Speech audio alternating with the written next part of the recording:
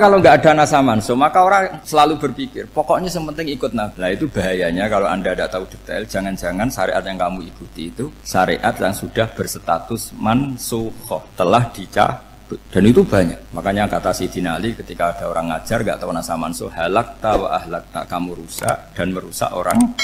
Seperti tadi pernah ada kawin itu satu turunan, yaitu era Nabi Adam. Masa kita sekarang kawin sama satu turunan, kan nggak mungkin, ya kan? Pernah ada membumi hanguskan orang kafir, yaitu syariatnya Nabi Nuh. Itu dihapus oleh syariatnya Nabi Ibrahim dulu, yaitu Nabi Ibrahim menghentikan apa? Faman tabi'ani fa innahu minni wa man asoni fa innaka ghafurur rahim. Ya, kalau orang ikut saya, ya Allah, ya pasti golongan saya. Kalau yang masih maksiat, masih balelo, saya berharap engkau ampuni. Akhirnya banyak orang kafir tobat. Coba era Rasulullah itu semua orang kafir Mekah itu kafir.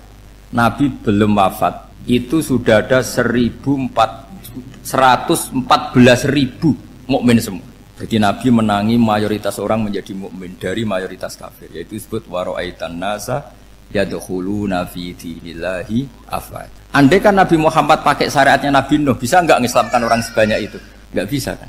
Maka ini penting mengenali nasa mansuh. Jadi periode cara wong Jawa maksud no tuntas. Robila tadar itu, pasot tuntas itu, menghabisi itu habis di periode Nabi siapa? No, syariat itu sudah enggak dipakai lagi. Yang dipakai apa? Faman tabi'ani fa innahu minni wa man asoni fa innaka ghafurur rahim. Lah Nabi Muhammad ini nabi yang kena khitab anit tabi' millata Ibrahim hanifah. Jadi masternya Nabi Muhammad itu mentornya Nabi Ibrahim. Sehingga syariatnya ya faman tabi'ani fa innahu minni wa man asoni fa innaka ghafurur rahim. Tidak syariat Rabbila tadzar 'alal ardi minal kafirina daya. Jelas ya. Jadi mengenali nasa mansuh itu penting sekali karena kalau enggak Anda halakta wa ahlakta, kamu merusak diri kamu sendiri juga merusak orang lain karena menfatwakan hukum yang sebetulnya sudah berstatus mansukh. Hanya berdasar itu kan syariatnya nabi-nabi dulu. Syariat yang apa? Syariat yang enggak pernah terhapus hanya satu, usuluddin, yaitu tauhid, itu sama. Tapi kalau syariat itu beda-beda atau furu'iyah itu beda-beda. Yaitu tadi saya beri contoh era Nabi dulu kalau ada pakaian najis dipotong, dibuang. Era Nabi Muhammad dicuci. Orang kafir dihabisi oleh langit. Era Nabi Muhammad enggak boleh, bahkan didoakan Allahumma hdi qaumi fa innahum la ya'lamun. Di Qur'annya apa? Wa in ahadum minal musyrikin astajaraka fa'jirhu hatta yasma'a kalamullah tsumma ablighu ma'mana. Jadi kalau ada orang kafir enggak boleh main dihabisin mereka, beri peluang untuk mengkaji kitabullah hatta yasma'a kalamullah. Kalau mereka sudah berpeluang ngaji, harus tsumma ablighu ma'mana, harus dijamin keamanan. Ya, karena apa? Dzalika bi annahum qaumul la ya'lamun. Bagaimanapun mereka memang karena tidak tahu. Nah, kenapa tidak tahu? Enggak. Karena tadi mereka tertutup oleh kultur yang beratus-ratus tahun. Mbah-mbahnya mereka menyembah batu, menyembah berhala. Ya tahunya itu ya Tuhan. Bagaimana Anda bisa menjelaskan sesuatu yang sudah beratus-ratus tahun kan tidak gampang. Maka ada periode dimaklumi, apa? Kalau era sampean kan, mosok waktu disembah saking gobloknya orang, kamu lahir kan sudah nyembah Allah, tidak nyembah batu. Bayangkan kalau kamu jadi mereka, wong perut kamu saja disuruh makan pizza sakit kok, karena saking lamanya makan sambal kan gitu. Kamu bilang perempuan Indonesia saja cantik kok, saking lamanya jadi orang Indonesia. Padahal orang Indonesia tanyakan orang Eropa, cantiknya di mana? Kamu lahir di Afrika, bilang orang Afrika itu cantik, tanyakan orang Eropa, cantiknya di mana, hitam gitu kok. Jadi orang itu pasti terkooptasi oleh sekelilingnya. Orang Afrika akan bilang wanita Afrika itu cantik. Coba tanyakan orang Eropa, cantik apa enggak? Belas. Orang Eropa yang kulitnya gitu kata orang Eropa indah, kata sampean. Koyok anaknya kebo katanya kuda jadi. Jadi orang itu akan terkooptasi oleh sekelilingnya. Bayangkan kalau semua orang nyembah berhala terus kamu ndak, alasan kamu apa? Kan menentang mayoritas. Dan itu berat. Maka dimaklumi oleh Allah, dzalika bi annahum qaumul la ya'lamun fi manah panyeruarah. Nah, pemakluman ini yang mulai sekarang terkikis. Orang main pukul saja enggak mau ngaji. Enggak mau ngaji Quran secara kafah. Jadi fatwanya Islam kafah tapi ngajinya Quran enggak kafah. Ngambil 1-2 potongan ayat dipakai dalil. Jadi Islamnya inginnya kafah tapi ngajinya Quran enggak. Kalau kafah ya hafal 30 juz itu. Kalau mau ya, kalau mau kafah ya hafal berapa? 30. Makanya saya sering bilang, saya sering dinasihati orang karena belum tahu saya ini hafal Quran. Bapak harusnya Islam itu kafah. Kata saya ya dimulai dari konsep Islam itu kafah dulu apa ya, hafal Quran secara kafah. Jadi ini penting saya utarakan. Bahaya sekali orang mengenali Islam tanpa mengenali nasakh mansukh. Karena beberapa syariat Nabi sebelum kita itu berstatus mansukh. Terus contoh berikutnya, ini nasakh mansukh antar Nabi apa khusus internal Nabi? Antar Nabi aja agak selesai nih sampai subuh aja agak selesai. Contoh yang paling keren mungkin cowok semua senang. Nabi Dawud dulu istrinya berapa? 99. Nah itu kalau masih halal itu kan berarti jenengan itu punya istri berapa? Wah itu kan ngeri betul. Punya satu aja repotnya gitu apalagi berapa? Punya 99. Terus kamu bilang gini, ini kan syariatnya Nabi Dawud, Nabi kan bisa diikuti. Pernah ada periode di mana seperti itu boleh. Jadi makanya mau tidak mau mengenali nasakh mansukh itu harus. Kalau ndak ya kamu masih berkeyakinan boleh beristri berapa? Nah ini penting saya utarakan. Makanya Sayyidina Ali itu kalau ngetes calon mubaligh, kira-kira kalau Kemenak dulu inginnya apa? Sertifikasi apa? Mubaligh. Itu tanyanya gitu. Ta'rifun an-nasakh wal mansukh, kamu apa tahu nasakh mansukh? La. Jawabnya Sayyidina Ali, halak tahu ahlak tahu, kamu orang yang rusak. Karena tadi takutnya ada syariat yang sudah mansukh dipakai.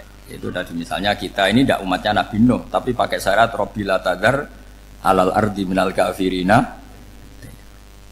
Terus ketiga begini, misteri manusia itu. Dan ini kita tidak pernah tahu sampai kiamat, tapi ini ilmu harus kita diskusikan. Misalnya saya ini namanya Bahauddin. Saya sekarang hidup sampai 2019 sekarang.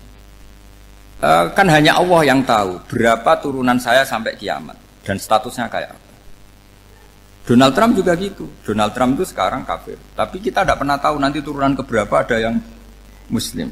Lah turunan yang calon Muslim ini diletakkan di mana kita tidak tahu. Yang jelas kalau kamu bunuh itu katut itu. Artinya gini, logika membiarkan orang kafir itu ya ada logikanya. Gitu. Logika membunuh karena mereka mau membunuh kita ya ada logika fikihnya, karena kalau kita ada membunuh dibunuh. Makanya semuanya hukum ini terus bergantung al-hukmu yaduru ma'ilatihi wujudan wa'adam.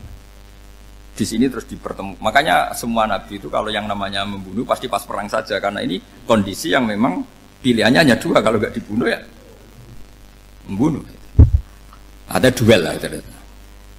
Maka ini butuh kajian fikih dan orang nggak boleh subjektif dalam hal ini. Saya ulang lagi, tidak boleh subjektif. Karena tadi, orang yang kamu katakan sekarang misalnya Zaid, kamu itu bodoh sekali. Kenapa bodoh? Tidak hafal Quran, nggak pernah kuliah, nggak pernah ngaji. Ternyata Zaid ini bersemayam calon anak yang alim alama hafal Quran. Namanya Umar, tapi masih jadi sperma. Suatu saat Zaid itu punya anak alim alama. Kan banyak orang tidak bisa baca Quran punya anak hafid. Banyak nggak di Indonesia? Banyak nggak petani yang punya anak dekan? Petani punya anak dekan. Yang dekan punya anak naik kelas saja susahnya bukan main. Banyak kan? Nah ketika dibalik nanti ada dekan punya anak goblok, yang petani punya anak dekan, pinter mana? Kita tidak pernah tahu. Makanya ini kan ya sudah, kalau nggak pernah tahu ya bilang saja wallahu alam, kan selesai. Daripada keminter keliru kan ada wallahu alam. Makanya cerita favorit guru saya Kiai Haji Maimun Zubair itu punya apa namanya Kiai Zubair. Itu cerita favoritnya itu ada santri namanya Soleh. Soleh itu alim alama. Orang Madura itu cara berpikir kan kalau kiai saja alim seperti itu, apalagi bapaknya.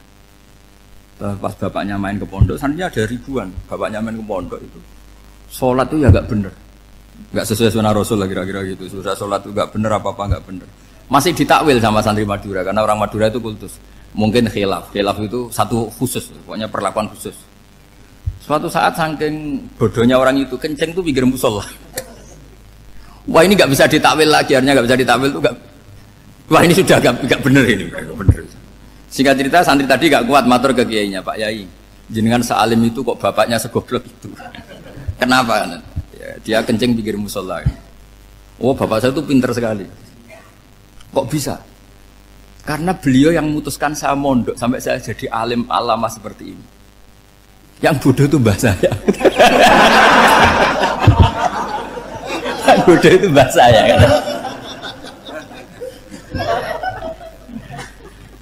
Artinya gini, sekarang misalnya Anda dekan, atau Anda rektor, atau Anda profesor, atau Anda kiai top, mubalek kondang. Anda mubalek kondang terus punya anak, gobloknya bukan main. Atau apalagi anaknya ketangkep KPK. Yang satu anaknya orang bodoh jadi dekan. Kalau kompetisi ini pinter mana coba? Ada ahli metodologi, tapi anaknya itu terlibat narkoba. Yang ini petani utun, anaknya dekan. Kira-kira kalau dikompetisikan pinter mana? Anaknya pinter petani tadi gitu. Yang ketika petani kamu vonis bodoh gitu. Tapi siapa tahu kalau ini menyimpan calon. Paham ya? Kita tidak pernah tahu. Makanya Quran selalu ngajari dalam ilmu sosial itu wa in adri la'allahu fitnatul lakum wa mata'un ila. Dalam ilmu sosial itu kita harus jawab tidak tahu. Karena mobil. Makanya saya tadi pagi ngaji di direktorat saya bilang, saya pernah diprotes orang, Gus kamu udah jelas 01 apa 02. Ya saya jawab gitu. Manusia itu makhluk yang paling gak jelas gitu. Sekarang soleh suatu saat bisa saja gak soleh. Yang sedang gak soleh suatu saat soleh. Sesuatu yang mungkin rubah kok kamu fanatik itu gimana? Nalarnya itu gimana? Coba kita tahu dulu Wahsy itu pembunuh Hamzah, akhirnya mati mukmin ya enggak? Padahal orang yang sangat dibenci Rasulullah karena membunuh Sayyid siapa? Hamzah. Sa'labah yang tukang itikaf di masjid akhirnya su'ul khatimah. Kita tidak pernah. Lah kalau nggak pernah tahu ya tidak usah terlalu fanatik biasa saja. Kayak jenengan seneng saya itu ya saya tidak tahu sampai kapan ya. Saya seneng sampai kapan ya. Tahu. Kayak suami istri. Pas nikah harmonis bulan madu sampai kapan bertanya. Yang jelas paling awet itu pasangan jelek itu pasti nggak awet. Makanya jadi guyonan tuh. Pasangan itu jangan baik-baik gak awet. Kalau jelek itu awet. Ternyata maksudnya cantik sama ganteng itu suatu saat pasti jadi jelek. Yang jelek sama jelek pasti jelek terus. Makanya jadi guyon aja. Kalau pasangan jelek itu awet katanya. Tapi kalau pasangan baik, ternyata baik wajahnya itu pasti gak awet. Suatu saat pasti jelek. Tapi yang jelek awet. Karena mulai dulu ya jelek sampai itu. Awet jeleknya maksudnya bukan.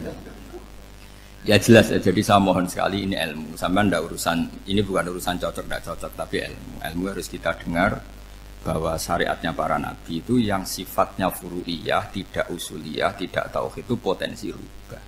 Sehingga mengkaji nasab manusia itu satu keharusan seorang ulama. Makanya setiap ada syariat nabi, hal hadis syariah mu'abbada amla, mansukhoh amla. Karena potensi itu tinggi. Kita tahu dulu semua nabi sholat menghadap apa? Baitul Maqdis. Era Rasulullah dipindah ke Ka'bah. Tapi kalau kamu katakan total Baitul Maqdis ya tidak juga. Nabi Ibrahim mulai dulu madhabnya ke Ka'bah. Tapi kalau Nabi Musa ke Baitul Maqdis.